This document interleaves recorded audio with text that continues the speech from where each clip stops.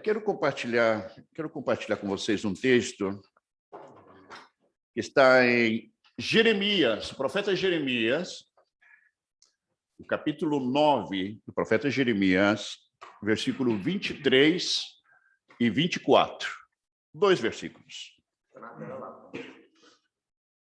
Assim diz o Senhor: não se glorie o sábio na sua sabedoria, nem se glorie o forte na sua força. Não se glorie o rico nas suas riquezas.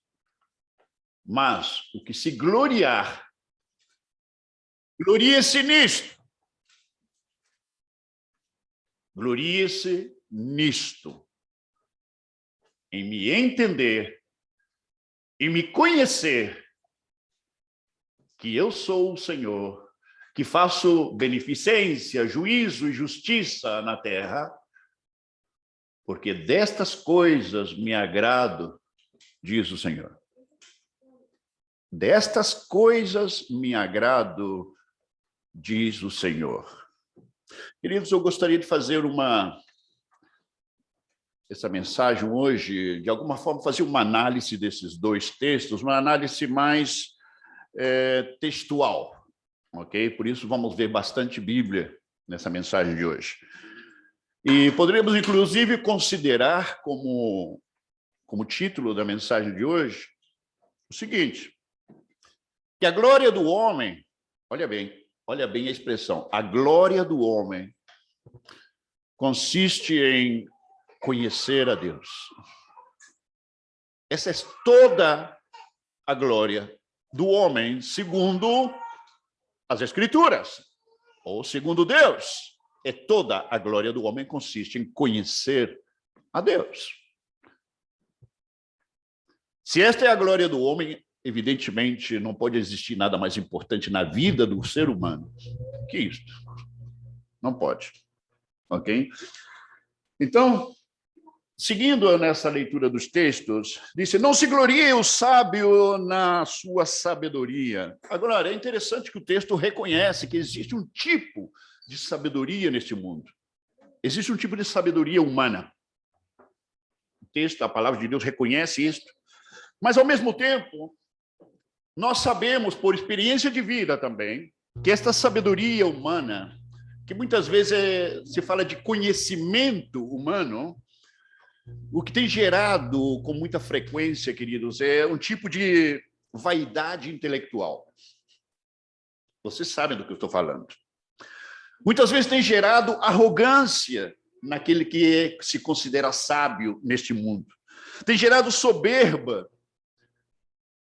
Mas o mais interessante, queridos, é o que Deus tem a dizer com respeito a esse tipo de sabedoria humana, essa sabedoria natural, que hoje nós consideramos legítima, consideramos normal. Mas é muito importante a gente ter a opinião de Deus com respeito a isso. Deus diz que a sabedoria, o conhecimento humano, é loucura. Dentro dos parâmetros, dentro do critério de Deus, é loucura. Eu gostaria de acompanhar uma leitura de um texto. Põe para a gente aí, Pedro. 1 Coríntios, capítulo 1, versículo 18 ao 21. É interessante, porque se trata de algo que hoje é considerado algo normal, ok? Algo aceitável, algo legítimo, algo natural. Porque a palavra da cruz, olha bem, é loucura para os que perecem. O que quer dizer? O evangelho é loucura para aqueles que estão mortos, separados de Deus. Mas, para nós que somos salvos, é o poder de Deus. Porque está escrito, com certeza lá em Isaías 29 deve dizer isso: destruirei a sabedoria dos sábios. Destruirei a sabedoria dos sábios. Quem está falando isso é Deus. Aniquilarei a inteligência dos inteligentes. Onde está o sábio? Onde está o escriba? Onde está o inquiridor deste século? Porventura não tornou Deus louca a sabedoria deste mundo? Visto como na sabedoria de Deus, o mundo não conheceu a Deus pela sua sabedoria, que quer dizer, o mundo não conheceu a Deus através da sua própria sabedoria. O mundo não conheceu a Deus através do seu próprio conhecimento. Disse, aprove a Deus salvar os crentes pela loucura da pregação. Queridos, eu sei, eu entendo e eu tenho certeza que você sabe do que nós estamos falando aqui. A inteligência, o conhecimento, tudo está passando por um conduto sujo e corrompido, que a palavra de Deus descreve que tanto as mentes e as consciências do incrédulo, do homem nas trevas, está corrompido. Então, tudo sai deturpado, tudo aquilo que poderia ser legítimo. Mas, outra vez, é importante entender que, inclusive para nós como cristãos, se tornou algo normal, se tornou algo comum, se tornou algo natural, que existe um conhecimento nesse mundo, existe uma sabedoria neste mundo, como algo aceitável. Mas o interessante é que isso que parece tão legítimo, por alguma razão, é considerado loucura para Deus. E você sabe que quanto mais conhecimento o homem tem nesse mundo, mais ele se acha, por isso daí a arrogância, essa vaidade intelectual, e ele considera a palavra de Deus, ele considera a fé cristã como um absurdo, na base desse próprio conhecimento que ele tem. Assim, do outro lado, vemos Deus dizendo, esse cara que sabe tanto, esse que sabe muito, esse que é inteligente, é um gênio, é um louco, disse Deus. Não tem ideia do que está falando. Então, temos um dilema, né? Sabedoria de Deus ou sabedoria do homem. Temos outro texto, Colossenses, capítulo 2, versículo 8. Na mesma linha desse conhecimento, desta sabedoria. Olha lá. O apóstolo Paulo advertindo a igreja de Colossos. Tende cuidado para que ninguém vos faça presa sua. Que ninguém vos faça presa sua por meio de filosofias e vãs sutilezas. Uai, a filosofia não é algo aceitável, não é algo bom nesse mundo? Não se estuda nas faculdades filosofia? Mas pensei que era algo normal. O apóstolo Paulo disse, tem de cuidar. E estamos falando do apóstolo Paulo, queridos, considerado na sua época, de uma forma extra-bíblica, considerado na sua época como um homem mais inteligente na sua época. O homem mais capacitado, se podemos falar, um gênio mental na época. E é ele que está falando isso. Cuidado, para não se tornar presa das filosofias e vãs sutilezas. E disse, segundo a tradição dos homens. O que tem de ruim com a tradição? Aí está o problema. O homem não vê a loucura atrás da tradição. Só Deus vê. Segundo a tradição dos homens, segundo os rudimentos do mundo. O que tem de errado? Segundo Deus, está tudo errado. E não segundo Cristo. Eu, quando pensei nessa última expressão do texto, não segundo Cristo, querido, do que é que estamos falando? Cristo, nós sabemos pela Escritura que é a única verdade que Deus aceita, é Cristo. E Cristo diz, eu sou a verdade. E a única verdade aceitável aos olhos de Deus, o Pai, se chama Cristo. Ele diz, eu sou o caminho, eu sou a verdade, eu sou a vida. É a única verdade, repito, aceita diante de Deus. Não existe outra verdade aceitável diante de Deus, senão Cristo. Agora, nós sabemos que, para nós como cristãos, queridos, uma coisa que temos aprendido, que existe também bastante vaidade, existe bastante intelectualismo da fé. Muitas vezes existe muita, como se diz, altivez de espírito, por conhecimento também. Você sabia que conhecimento de Deus, conhecimento bíblico, conhecimento teológico, sem revelação, sem que seja revelado, sem que seja crido, sem que seja encarnado em nós, tem um só resultado: arrogância, vaidade. Eu estou falando de algo que é normal, inclusive, neste mundo, que estamos falando de pessoas que se consideram cristãs e que conhecem muito de teologia, que conhecem muito de Bíblia, e andam com o nariz empinado, se achando. Isto sabe o que é o resultado de conhecimento intelectual da Escritura, conhecimento intelectual da verdade, e não conhecimento revelado que vem pelo Espírito. Porque a pessoa que experimenta o conhecimento, a sabedoria revelada pelo Espírito, querido, o próprio Espírito se encarrega de deixar claro para essa pessoa que aquilo que está sendo manifestado não vem dele. Aquilo vem de Deus, aquilo vem do Espírito. O Espírito se encarrega disso e a pessoa recebe, ele crê, e aquela verdade se encarna na vida daquela pessoa, se torna parte do conhecimento, se torna parte da linguagem daquela pessoa. Mas sabe o que vai produzir aquela verdade, aquele conhecimento? Quebrantamento. O conhecimento revelado, encarnado, produz humildade. Porque a pessoa sabe que aquela virtude que está nele não tem absolutamente nada a ver com ele. Aquilo vem de Deus, não é dele. Por isso, não tem dificuldade em dar glória e reconhecer a obra de Deus ali. Mas aquilo que não é revelado, queridos, lamentavelmente, exemplos não faltam hoje, inclusive no seio do conhecido povo de Deus. Vaidade. A segunda parte do texto diz também: nem o forte se glorie na sua força.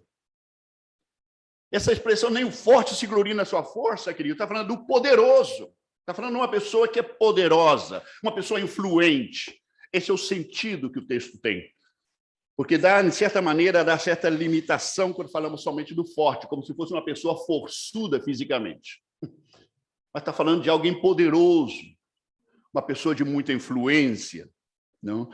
E eu encontrei um texto muito interessante, que está no livro de Daniel, capítulo 4, versículo 30 ao versículo 33. Daniel 4, do 30 ao 33, que nos fala a história de um rei Nabucodonosor, da Babilônia. Entendendo que a Babilônia era um reino poderoso na época, muito poderoso na época de Nabucodonosor. Lembrando que o povo de Israel foi levado cativo para a Babilônia. Mas Babilônia, naquela época, era considerada uma potência. Alguns falam, inclusive, dos famosos jardins, não sei como falam em português, os jardins suspensos, né, suspendidos da Babilônia, como uma das maravilhas do mundo. E aquele rei Nabucodonosor, olha o que ele diz, quando ele contempla a grandeza, olha, a grandeza da Babilônia.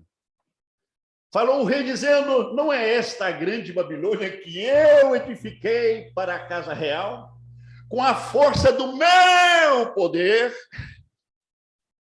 e para a glória da minha magnificência? Ainda estava a palavra na boca do rei quando caiu uma voz do céu: a ti se diz, ó rei Nabucodonosor, passou de ti o reino. E serás tirado dentre os homens, e a tua morada será com os animais do campo. Far-te-ão comer erva como os bois, e passar-se-ão 7 tempos, ou 7 anos, sobre ti, até que conheças que o Altíssimo domina sobre o reino dos homens, e dá a quem quer soberania de Deus sobre a terra. Não? Na mesma hora se cumpriu a palavra sobre Nabucodonosor, e foi tirado dentre os homens, e comia erva como os bois, e o seu corpo foi molhado no orvalho do céu, até que ele cresceu pelo como as penas da águia, e as suas unhas como a das aves. Em outras palavras, Nabucodonosor foi convertido por juízo de Deus, ainda que durou só 7 anos, um verdadeiro animal. O grande, majestuoso, magnificante, glorioso rei. E ele nunca entendeu que Babilônia cumpria um propósito no plano eterno de Deus.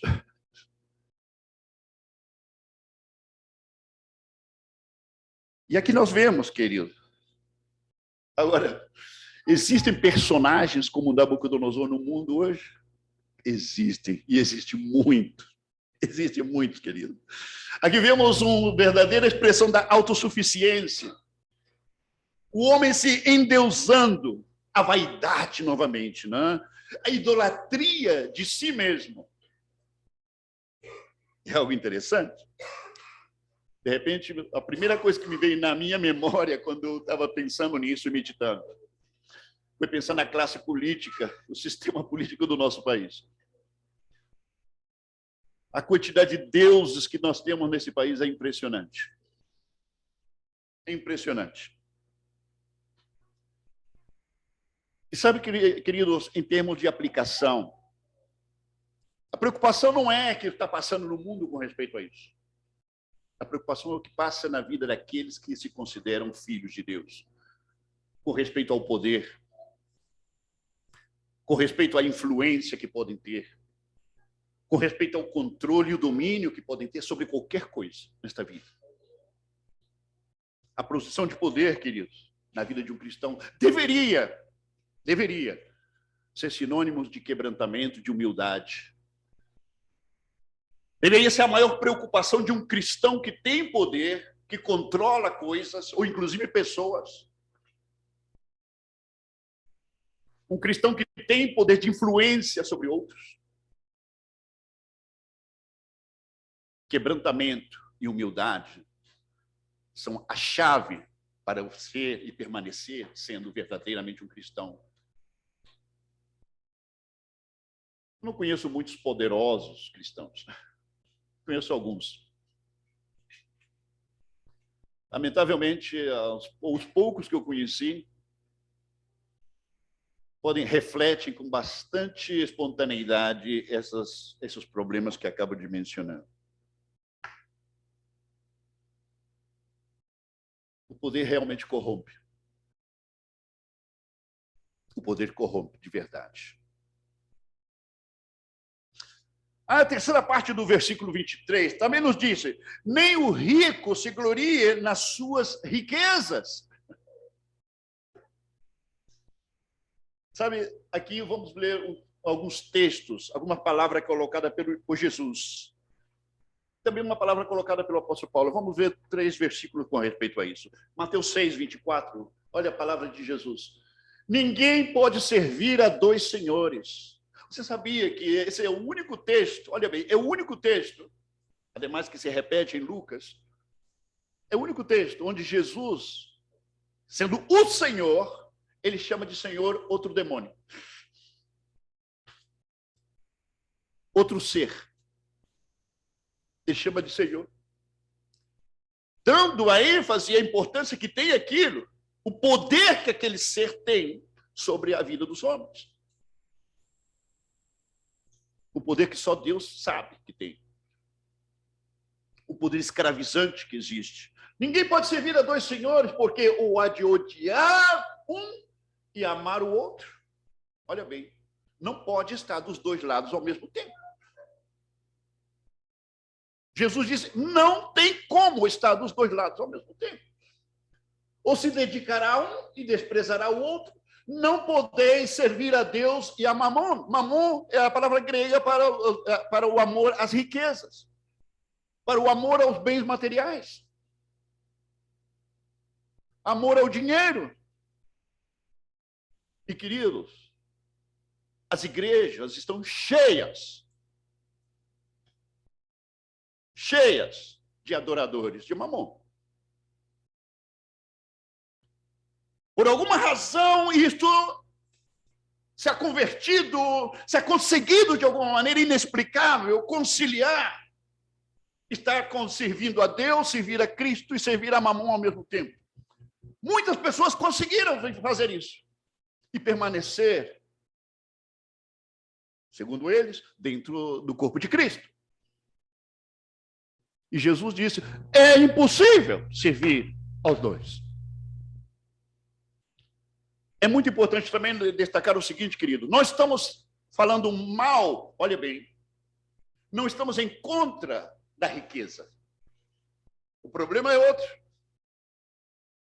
O dinheiro é uma coisa amoral.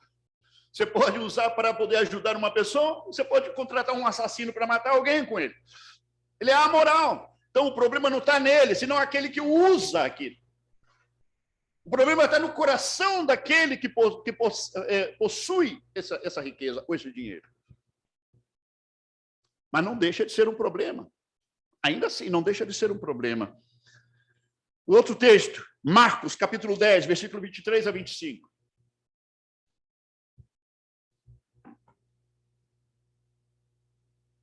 Então, Jesus, olhando em redor, disse aos seus discípulos, quão dificilmente entrarão no reino de Deus os que têm riquezas. Olha bem, Jesus não está dizendo que é impossível, está dizendo que é muito difícil. Os que têm riquezas. Agora, o problema, o ênfase não está em ter riquezas, senão o que essa riqueza produz no coração dessa pessoa. Quão dificilmente entrarão no reino de Deus? Isso não está falando entrar no céu, não, queridos. Está falando ser cristão. E Jesus está falando ali, quão difícil é que se converta um verdadeiro filho de Deus. Quão difícil é que se converta um verdadeiro cristão. Aqueles que têm riqueza. Bom, você e eu somos testemunha disso. A maioria das pessoas que estão nas igrejas, verdadeiramente como filhos, não são ricos. A maioria não é rico. São muito poucos, ou às vezes quase inexistentes, na maioria das igrejas.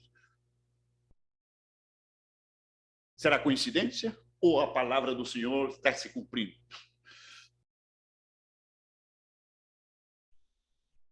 E os discípulos se admiraram destas suas palavras, mas Jesus, tornando a falar, disse-lhes, filhos, quão difícil é.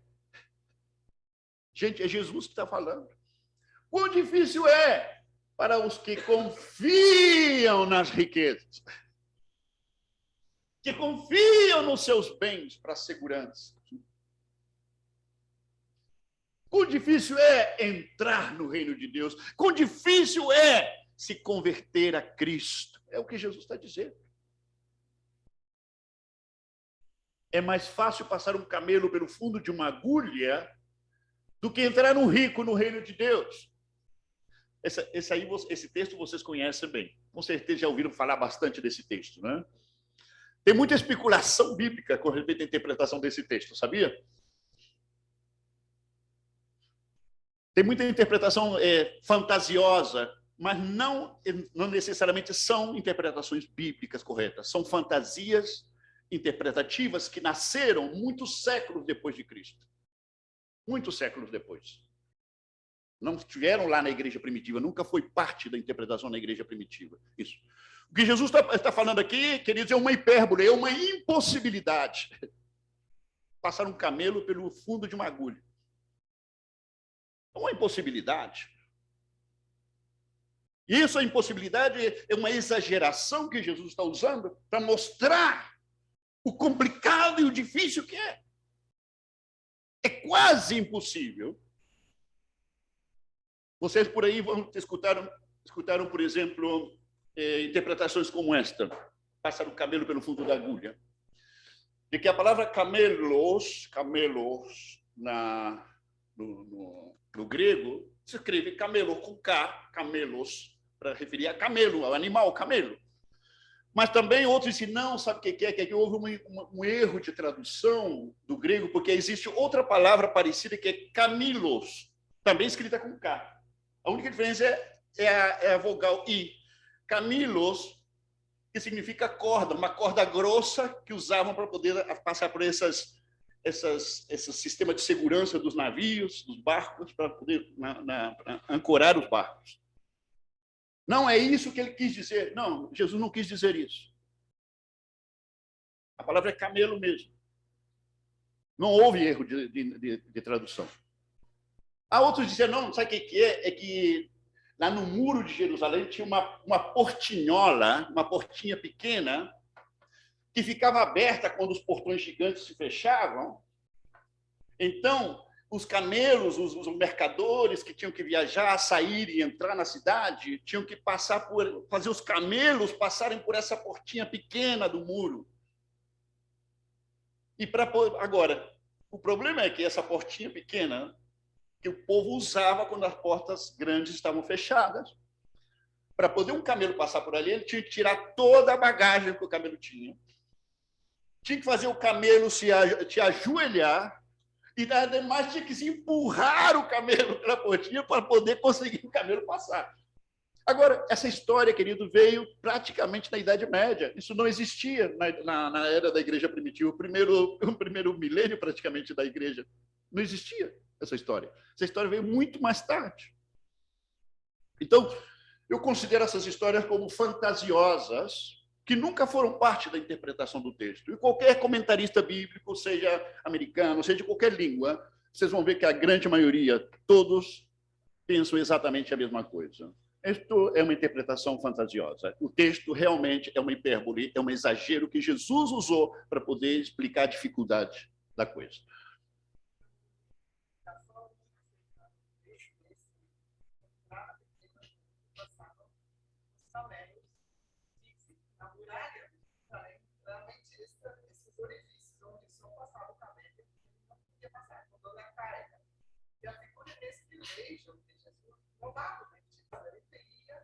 Era que nós, como seres humanos, nós precisávamos diante de Deus sem nada.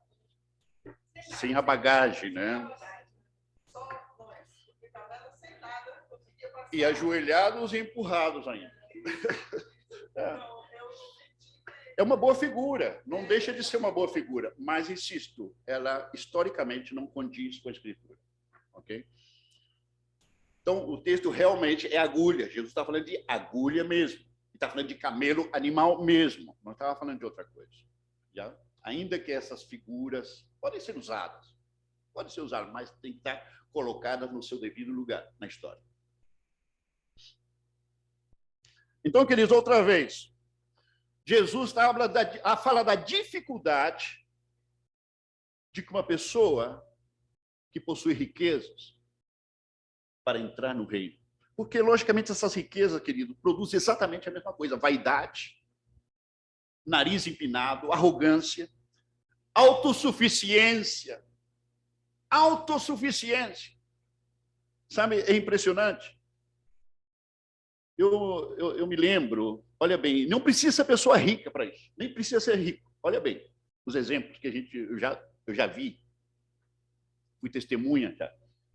Muitas pessoas, às vezes, passam por situações difíceis. Pessoas que, às vezes, são membros de congregações, membros de igreja. De repente, a situação está tão complicada, seja a situação laboral, situação de família, seja o que for. E sabe o que? Essas pessoas aparecem quebrantadas diante de Deus, participam das reuniões, participam intensamente. Mas, de repente, sabe o que acontece? É como se tivesse ganhado a loteria. Essa pessoa, de repente, consegue um trabalho. Nossa, um trabalhão consegue, assim, um trabalho bem posicionado, um salário muito bom. O irmão, de repente, tem o carro do ano. E sabe o que acontece? Sumiu, o Senhor o arrebatou. Desapareceu. Mas, querido, se você soubesse a quantidade de situações e vezes que isso acontece, é impressionante. É como se aquela pessoa precisa a mão de Deus pesar nele, manter ele pobre, arrastado, para poder servir ao Senhor. É como se fosse isso. Mas sabemos que isso não é natural, isso não é verdadeiro, isso não é real. Mas, lamentavelmente, essa é a experiência de muitas pessoas. Começa a ir bem na vida, agora é autossuficiente. Já não precisa mais de Deus. Eu precisava de Deus para trabalho, eu precisava de Deus para dinheiro, eu precisava de Deus para saúde, eu precisava de Deus para os meus problemas de casamento. Mas agora, com dinheiro aqui, não tem nada que eu não consiga. Esta é a realidade de milhões de pessoas que frequentam igrejas no mundo inteiro. Triste realidade. Eu falo, é realidade, porque eu testemunhei situações como essa. Já tive gente poderosa e rica se convertendo no meu ministério lá no Chile. Por um lado, tenho uma experiência muito bonita, e por outro lado, tenho uma experiência muito triste, porque alguma dessas pessoas, a gente percebe a arrogância, a autossuficiência, aquela atitude de patrão de fazenda, o dono da empresa, essa atitude do trato, na forma de chegar, de falar, que é pelos poros que transmite vaidade, autossuficiência, transmite poder. Eu tenho controle, eu tenho poder. Queridos, é terrível o que o dinheiro faz na vida de uma pessoa. Terrível. Tem muita gente milionária que não tem nada. Que não tem R$1. E tem muita gente pobre com muito dinheiro. Vou deixar essa com vocês para pensar.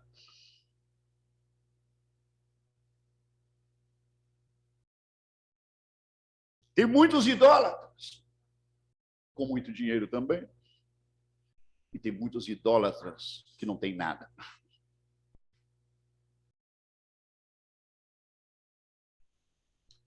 Vamos ver outro texto. 1 Timóteo, capítulo 6, versículo 10.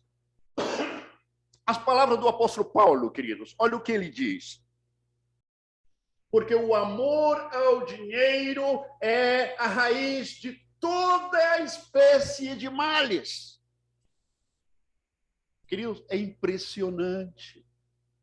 Se você analisa as desgraças que acontecem no mundo, feito por pessoas, se você rastreia a razão, o que foi que levou aquilo, você vai encontrar que no final havia dinheiro envolvido.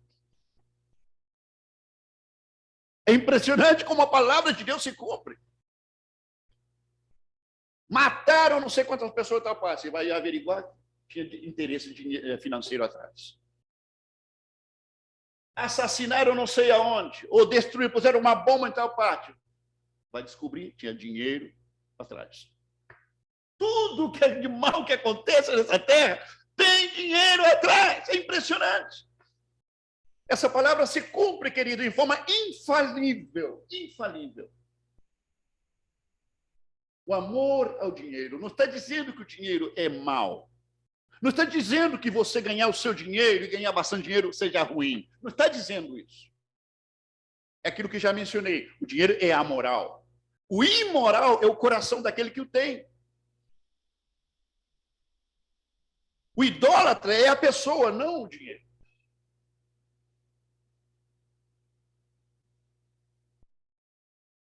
Eu acredito que quando a Bíblia nos fala da fidelidade de Deus, olha bem, fidelidade de Deus, atendendo todas as nossas necessidades. O Senhor é meu pastor, nada me faltará. Sabe o que esse texto está dizendo? Que Deus vai te dar o que você precisa, nem mais nem menos. O problema é que nós entendemos que o Senhor é meu pastor e nada me faltará, é que Deus vai atender tudo aquilo que eu penso necessidades para mim. A pessoa pensa que tudo aquilo que ele quer, que ele almeja, aquilo é parte da necessidade que Deus tem que atender. O problema é que Deus, o que é que Deus olha para você e o que é que ele está entendendo por necessidade na sua vida? Não, tem certeza, querido, tenha certeza, não é a mesma coisa. Pedimos tantas coisas a Deus e Deus disse não, não. Por que Deus disse não? Porque não, talvez não é o tempo, ou talvez porque aquilo não é necessidade para você.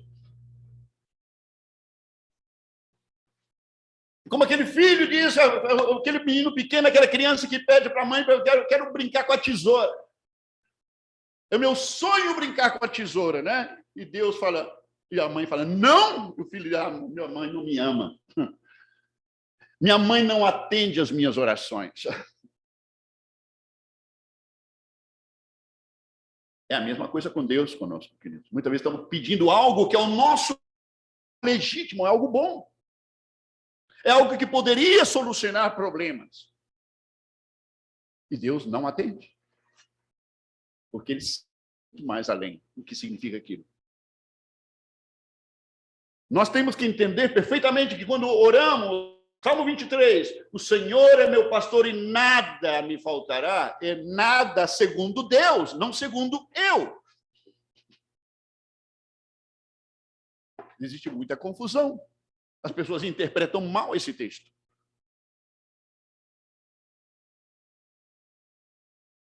O amor ao dinheiro é a raiz de todos os males. Pode colocar de novo o texto, por favor. E nessa cobiça, alguns, olha bem, alguns se desviaram da fé pela cobiça e se traspassaram a si mesmos com muitas dores.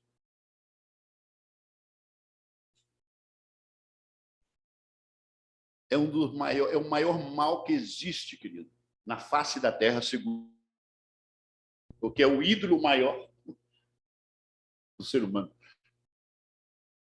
É a raiz de todos os males. Então, é o mal maior que existe na face da terra. Tem muita gente escravizada pelo dinheiro.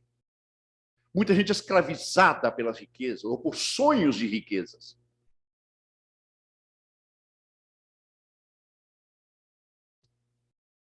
E isto significa, na prática, que a satisfação em Cristo deixa muito que desejar. Isso quer dizer que Cristo seja suficiente é pura balela. Pura balela. Queridos, em termos concretos, e eu, apesar de tudo que nós temos e que não temos, apesar das nossas condições e das nossas circunstâncias, não somos capazes de dizer graças a Deus pelo que eu tenho e pelo que eu não tenho. Se eu não sou capaz de dar graças a Deus, expressando uma sincera e verdadeira satisfação e gratidão, é porque estamos em graves e sérios problemas. Se você pensa bem, queridos, sabedoria, o conhecimento neste mundo, poder, né? Poder controlador e riquezas, três elementos pelo qual o ser humano, olha bem, o ser humano nas trevas, ele vive em função dessas três coisas. Por algo, Deus, através do Jeremias, diz isto. Porque o texto parte diz o Senhor. Assim, tal qual, nem uma letra, nem uma sílaba a mais, nem uma palavra a mais, nem a menos. É o que Deus, o que saiu do coração e da boca de Deus, diz o profeta.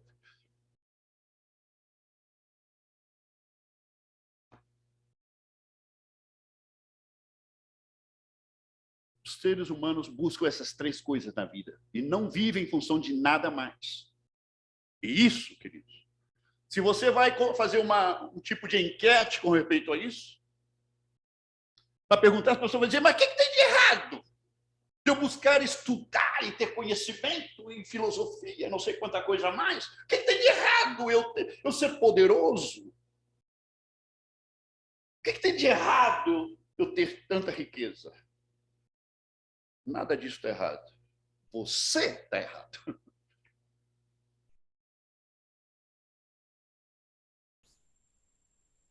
Você está errado. Parecem coisas normais. Parecem. Mas se você e eu, queridos, vivemos em função de uma dessas três, ou dessas três coisas neste mundo, como cristãos, estamos errados de Deus. Estamos em pecado aos olhos de Deus. Seja conhecimento, seja poder ou seja riqueza. Nós temos que viver em função daquilo que Deus quer que nós sejamos. O verdadeiro cristão, ele se interessa em ser aquilo que Deus quer que ele seja nesta vida. O verdadeiro ele se interessa em ter aquilo que Deus queira dar a ele. Isso. O verdadeiro cristão está preocupado com isso, independente ser muito ou ser pouco. O muito e o pouco não tem nada a ver. Mas se o coração do verdadeiro cristão, ele diz, eu quero conhecer aquilo que Deus me permita conhecer, eu quero ter o poder que Deus queira que eu tenha. Eu quero ter financeiramente aquilo que Deus queira que eu tenha. Nem mais nem menos. Eu vou permanecer realizado, satisfeito e grato a Deus. Deus será louvado, será glorificado através do meu coração, do meu espírito, da minha boca, da minha vida. Inclusive, se essa pessoa, querida, é uma pessoa, é um gênio, inclusive se você seja uma pessoa muito poderosa, inclusive se é uma pessoa multimilionária, se ele entende isso, tá bem. Se ele não entende isso, é questão de tempo para que se apostate da fé. É questão de tempo. Sigamos o versículo 24. O homem sim pode se gabar. O homem sim pode se sentir o mais privilegiado dos seres humanos. O homem sim ele pode se sentir o mais abençoado de todos. Ele pode, segundo a Bíblia, mas somente é nisto. Somente nisto, disse o texto. Em conhecer a Deus. E a palavra conhecer que aparece no hebreu, querido, é jada. E essa palavra jada, querido, não tem nada a ver com o que nós entendemos por conhecer. A definição por conhecimento. Quando Deus fala conhecer a Deus, o que ele está falando? É que essa pessoa ela está ciente de quem é Deus. Ela está segura de quem é Deus. Ele discerne quem é Deus. É como se ele tivesse descoberto a Deus. É como se essa pessoa ele sente, ele experimenta a Deus. Ele tem absoluto certificado de quem é Deus, por experiência de vida. Isso que a Bíblia chama conhecer a Deus. Conhecer que Ele é Deus. Aqui diz o texto que Ele é o Senhor. Essa palavra Senhor, ela aparece aí como, na verdade, a palavra em hebraico que aparece, querido, é o nome judeu de Deus na Bíblia. É o tetragramaton, o nome judeu de Deus. Eu não sei se você se lembra quando eu preguei uma vez sobre o que Pilatos colocou uma plaquinha na cruz de Cristo.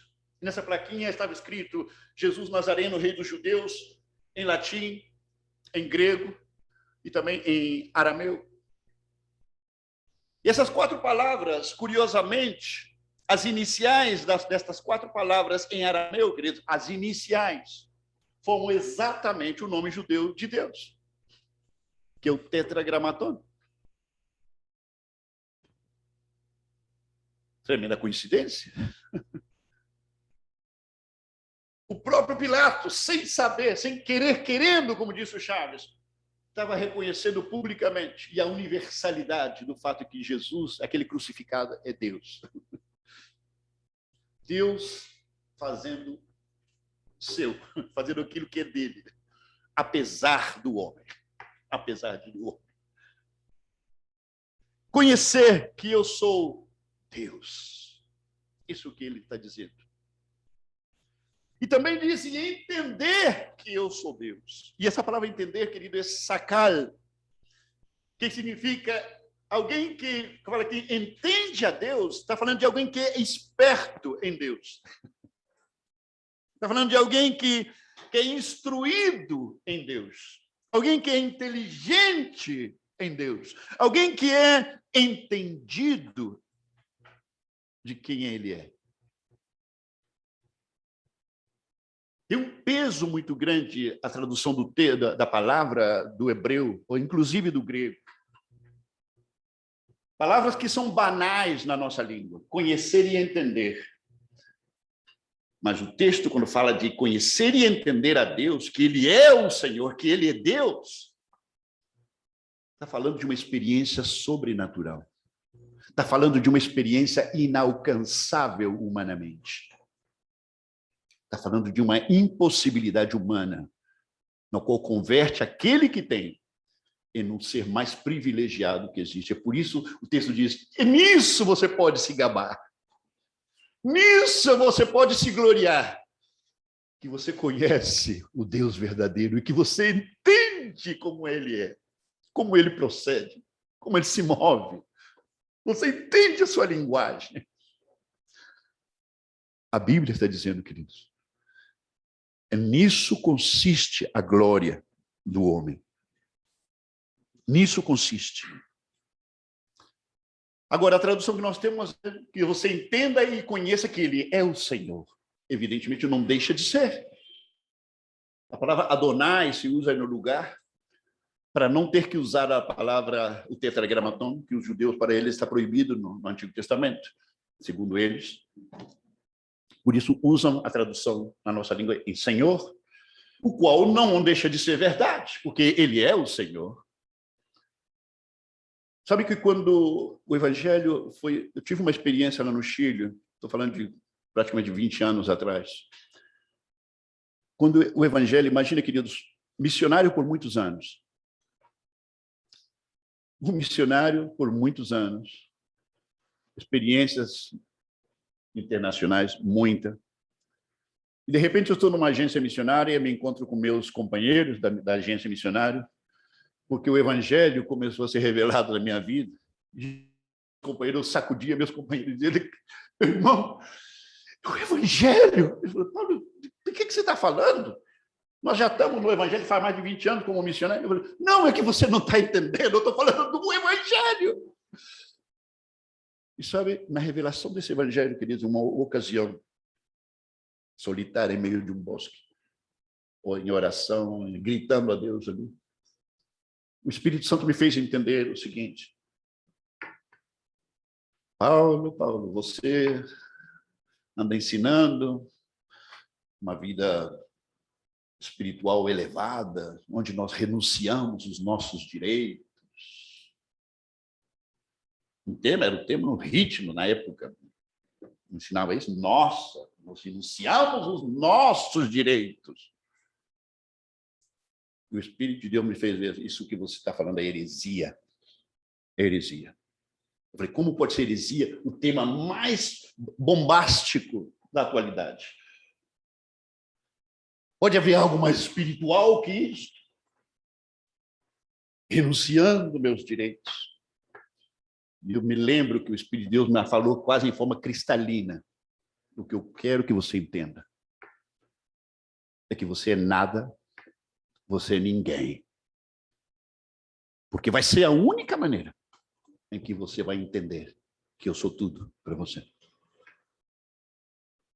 que eu quero que você entenda é que você nunca teve nada. Você não é dono de nada. E você jamais terá qualquer coisa que seja sua. Porque eu sou o Senhor. Aquilo, querido, acabou comigo.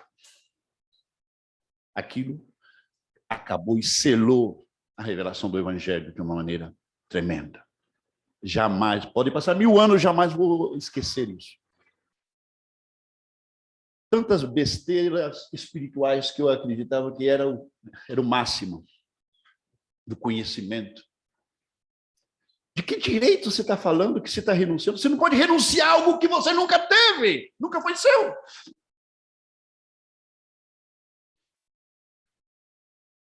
Não pode. E eu me lembro que naquela mesma época havia um movimento de empresários cristãos. E eu me lembro que eu fui convidado para essa reunião. Não vou esquecer isso. E um dos empresários pediu para dar testemunho. E o testemunho dele foi aplaudido amplamente. E sabe qual é o testemunho dele? Que eu entendi que agora eu tenho a Jesus como meu sócio maioritário. Eu escutei aquilo. Misericórdia.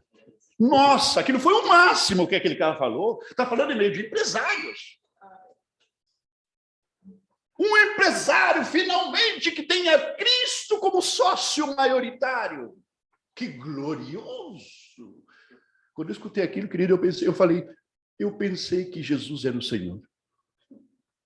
Sócio maioritário, até sócio maioritário. Ele não chamava Pedro, não, esse cara? Falar umas besteiras dessas. Querido, não, aquela besteira ela foi aplaudida como a maior ato de espiritualidade e de renúncia de um ser humano para Deus.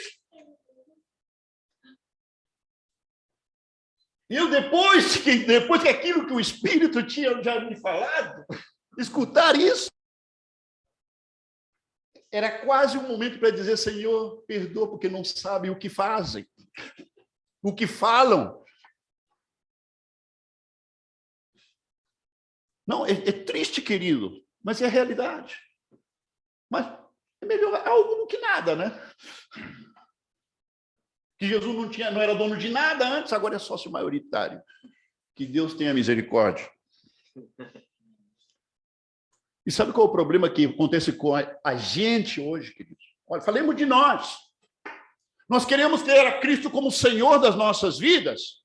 Olha bem, todos queremos que Cristo seja Senhor das nossas vidas. Mas que deixe em paz nossos assuntos.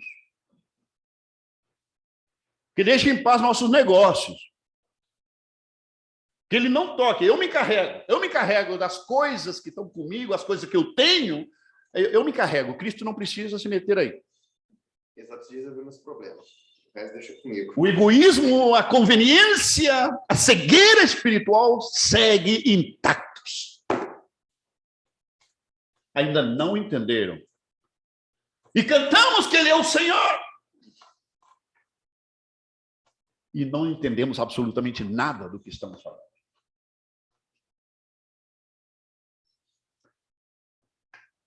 Ademais, o texto nos diz que o Senhor ele quer que nós conheçamos e entendamos também, queridos. Ele diz, Deus dizendo, que eu faço, o que quer dizer? Um eterno presente, um constante. Eu faço. Aí o texto aparece, pode colocar novamente o versículo 24 do Jeremias 9. Ele diz que eu sou o Senhor que faço. A palavra beneficência não é a melhor tradução ali. A palavra aí é chesed, que é misericórdia, a palavra hebreia. Misericórdia é a palavra que aparece ali. A melhor tradução para chesed. Ok? Então, que faço misericórdia. Olha bem, eu sou o Senhor. Eu quero que vocês entendam que eu sou. E quero que entendam também que eu sou o Senhor. Eu quero que entendam também que eu faço misericórdia. Eu quero que vocês entendam o que significa que eu faço misericórdia, disse Deus. Queridos, em Lamentações, capítulo 3, versículo 22, aparece um texto que hoje está abolido, está proscrito pela maioria dos pregadores. Mas graças a Deus que não temos um sistema religioso opressor, obrigando-nos a dizer o que eles querem que digamos, nos limitando com respeito ao que é a verdadeira palavra de Deus. As misericórdias do Senhor são a causa de não sermos consumidos. Quando penso na palavra misericórdia, eu penso na palavra miséria. Quando penso na palavra córdia, me penso no coração. É ter coração pela miséria. Isso é Deus nos tratando. A miséria. E esta condição miserável não é pregada, não é aceita, ela é proscrita. São palavras, até como essas palavras proibidas os blogueiros. Não pode dizer, senão é tirado do ar. Passa exatamente a mesma coisa na maioria das igrejas. Tem palavras e expressões que são bíblicas.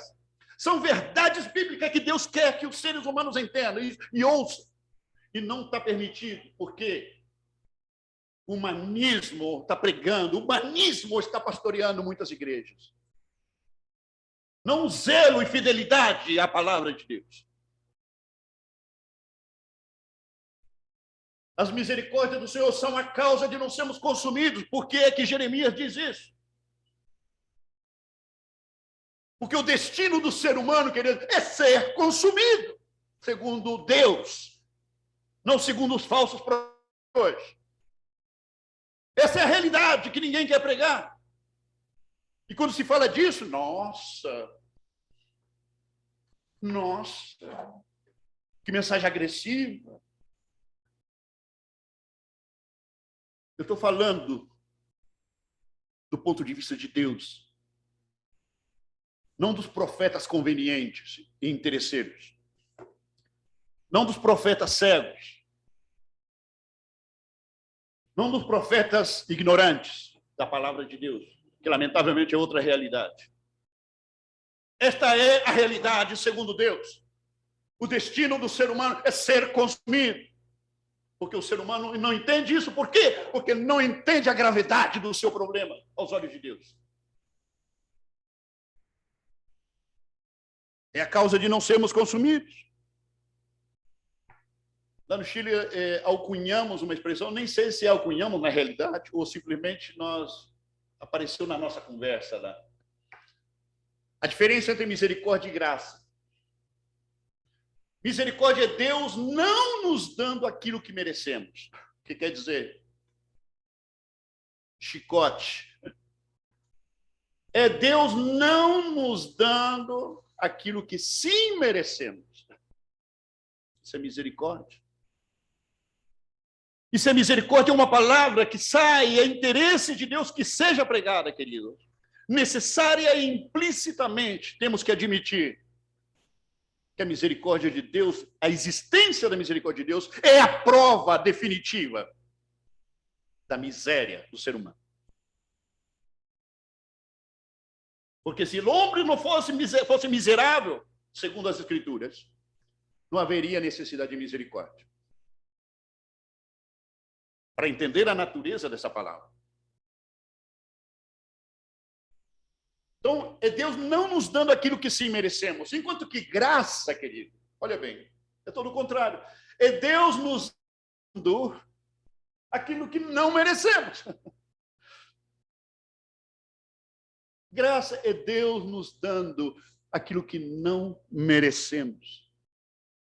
E se tem uma coisa que nós precisamos aprender, querido, especialmente os que estamos ministrando, aqueles que temos oportunidade de ministrar, seja em qualquer maneira que seja, pregando ou não. Nós precisamos entender e conhecer, e gloriar em entender e conhecer o que é misericórdia.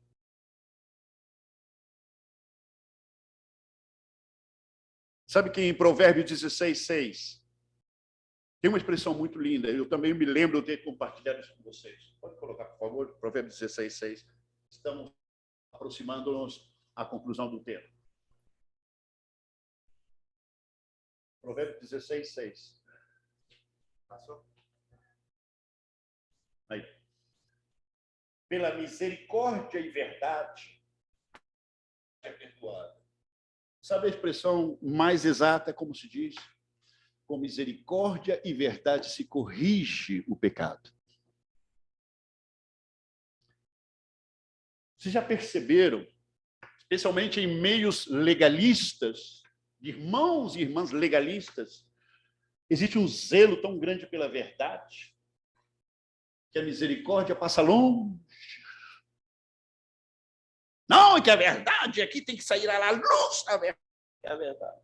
Bom, está certo. Está certo.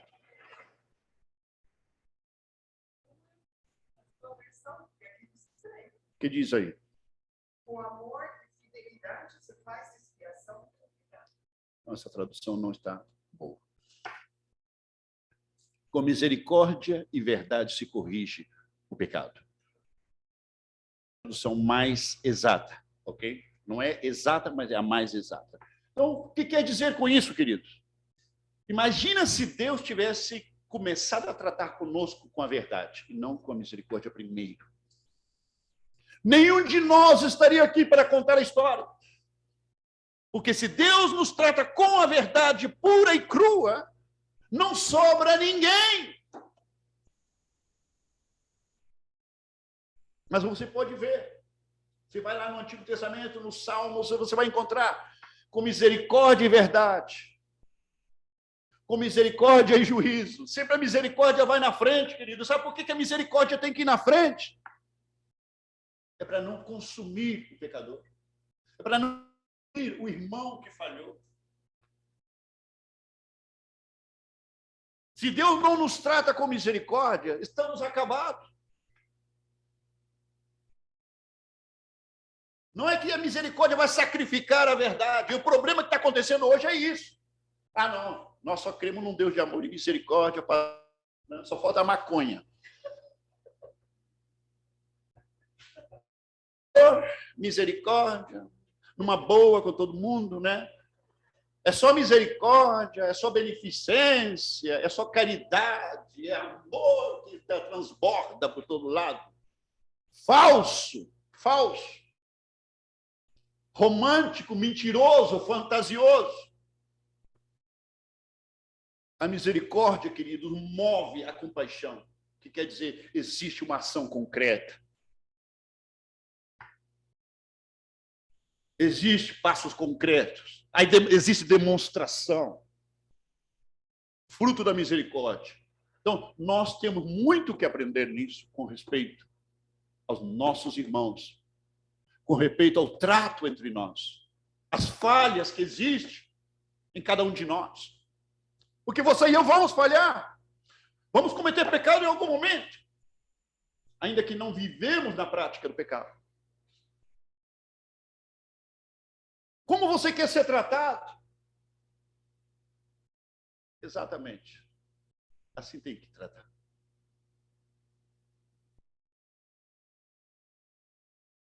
Eu vivi muita pressão no ministério, muita, no passado, lá no Chile,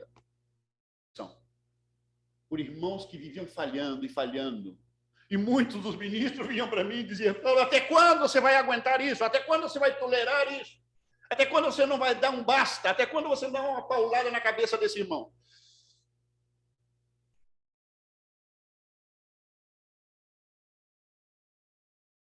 Ah, queridos, temos muito que aprender. Muito que aprender. Quero que conheçam misericórdia, que eu faço misericórdia, que eu faço juízo. Ah, outra palavra proscrita, juízo.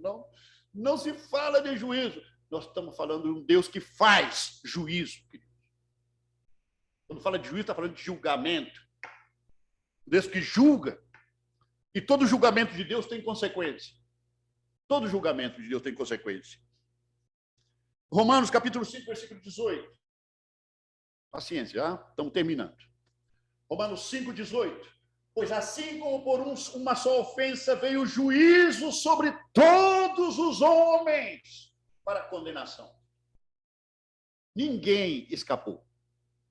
O juízo de Deus veio sobre todos os homens. E sabe o quê? O juízo de Deus permanece sobre todos os homens, a não ser aqueles que estão em Cristo. Porque agora nenhuma condenação mais há para os que estão em Cristo Jesus. Romanos 8:1. Juízo sobre todos os homens para condenação. Ah, mas está proibido pregar isso agora. Está proibido falar que os homens estão condenados.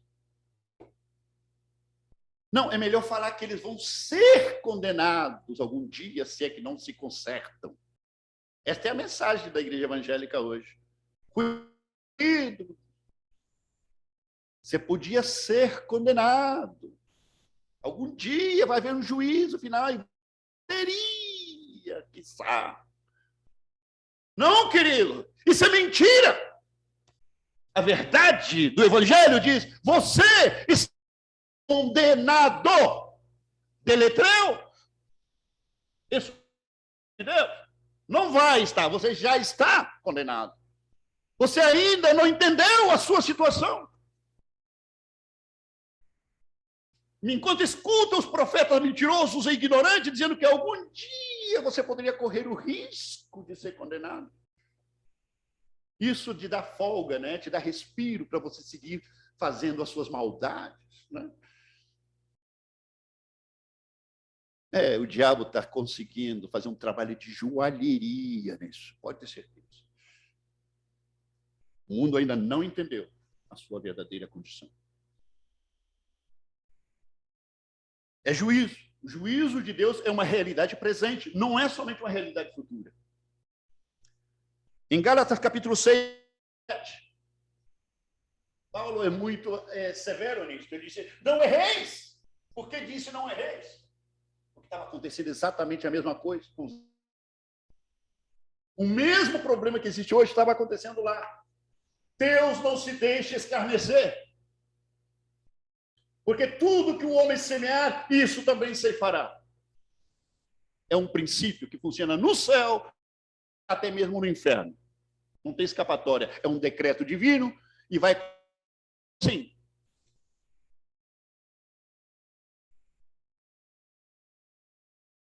E quando às vezes falamos de juízo, alguns crentes se assustam, né? Não, mas que agora não é nenhuma condenação, nenhum juízo mais para os que estão em Cristo. É verdade. Mas sabe o que, querido? Está falando de juízo de condenação? Estamos falando de juízo. Mas sabe o que? Existem juízos presentes. Existem juízos presentes da parte de Deus. Seja para aquele que está nas trevas, como aquele que está na luz. Também para os crentes existe juízo presente.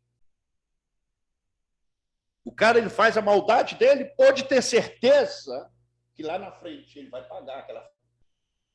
Pode não ser no momento, mas lá pode ter certeza que a fatura tem um centavo de fora. Por quê? Porque Deus é justo e Deus é um Deus de juízo.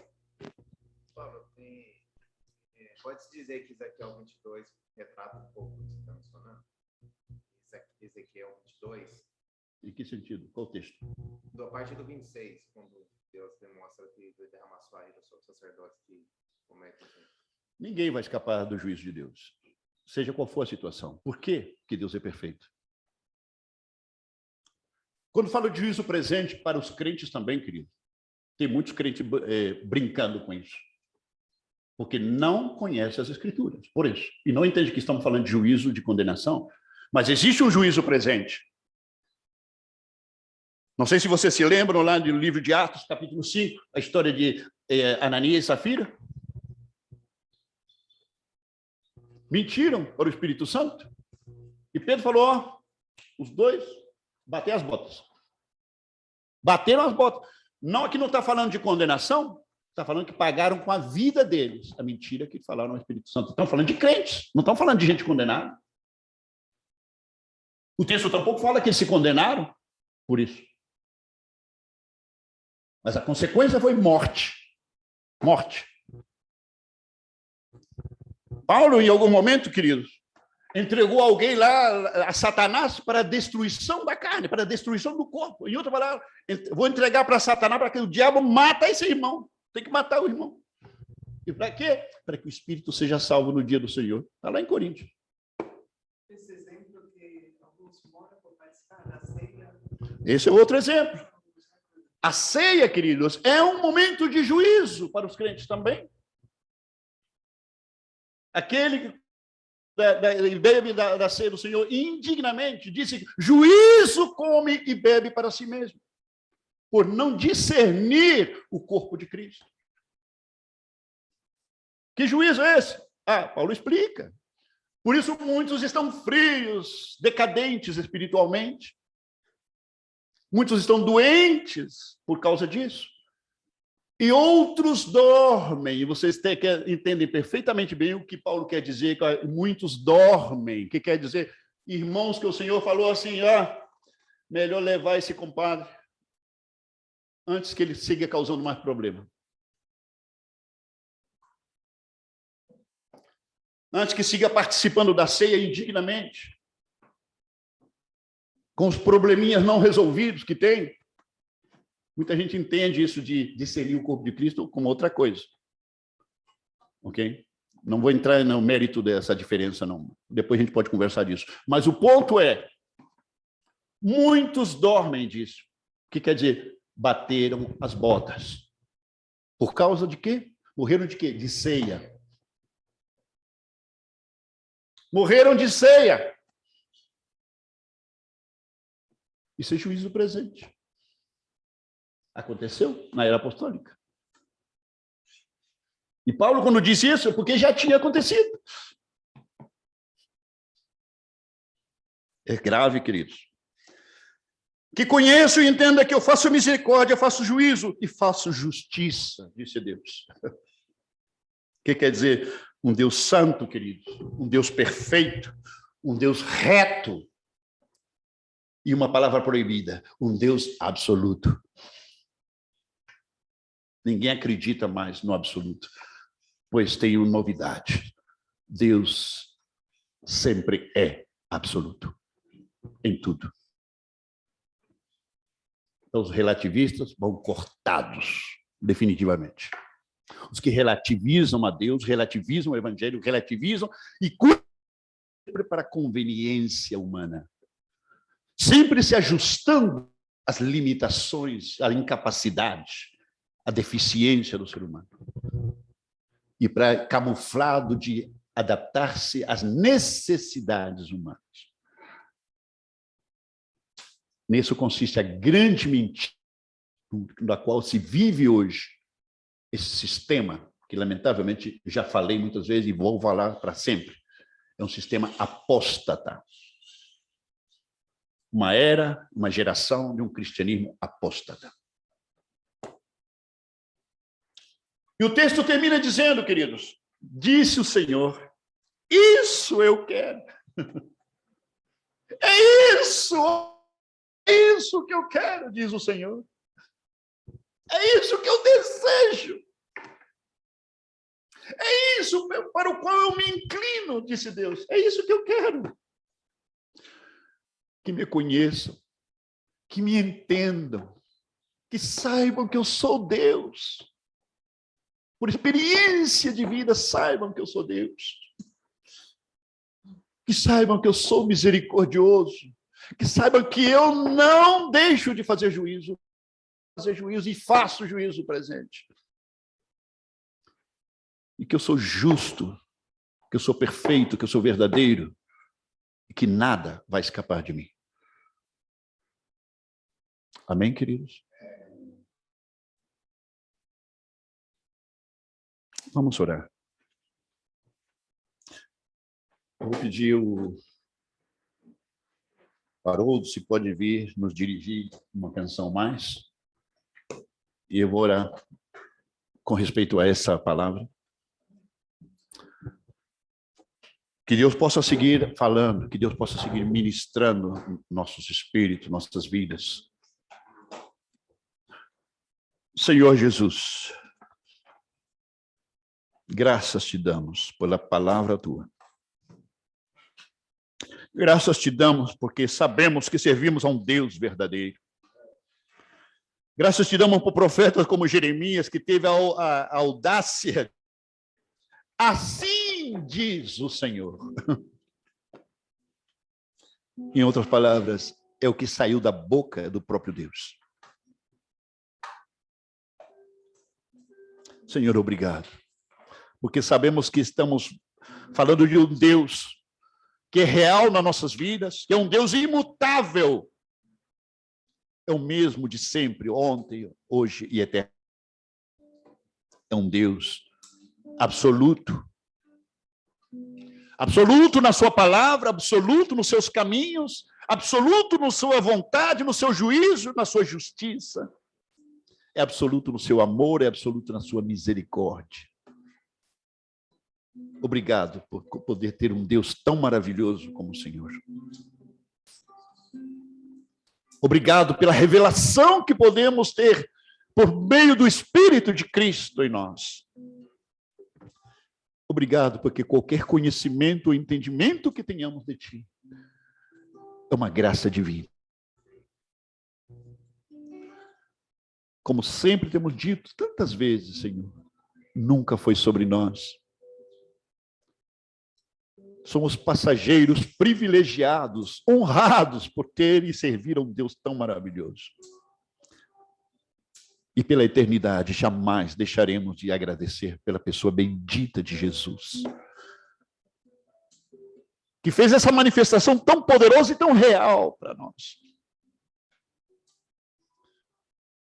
E não foi somente um ato, mas semeado a eternidade. Obrigado, Senhor. Glorifica-te por meio da tua palavra. Em nome de Jesus. Amém. Ficamos de pé, irmãos. Vamos cantar.